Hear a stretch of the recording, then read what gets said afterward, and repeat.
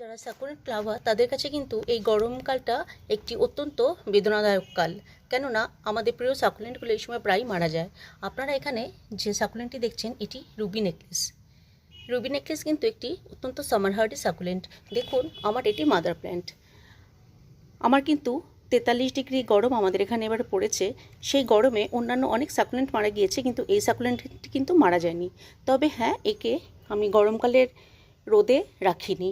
রোদে রাখলে এর রঙটা পুরো লাল হতো এবং সে কারণে এর নাম রুবি নেকলেস। এই যে দেখছেন এর যে কাণ্ডটা কিন্তু লাল, আপনারা দেখলে বুঝতে পারবেন। পাতাগুলোও লাল হতো, কিন্তু যেহেতু আমি ছায়ায় রেখেছি এগুলো পুরো গ্রিন।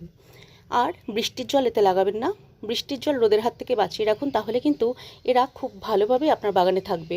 তবুও যদি সন্দেহ থাকে মাদার প্ল্যান্টের থেকে ছোট ছোট এরকম কাটিং করে বিভিন্ন জায়গায় লাগিয়ে রাখুন, তাহলেও কিন্তু এরা অত্যন্ত ভালোভাবে সার্ভাইভ